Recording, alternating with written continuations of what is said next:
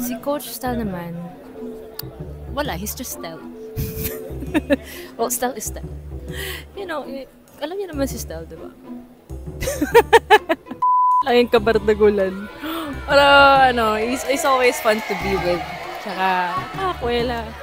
Pero sa kabila ng pagkakakwela niya, talagang lahat ng mga bagay ay nagme-make sense kapag sa lahat ng mga sinasabi niya, kitang-kita mo na nag-enjoy siya as a coach. Si Coach Stel nga pala to.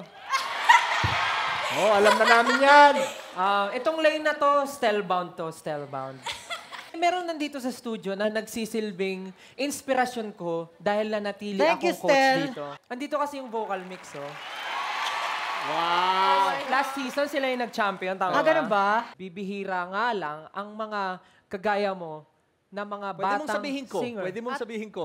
Pwede Naiya mong ako. sabihin ko. Kagaya mo. Huwag ka mahiya. Kagaya mo. Kagaya natin.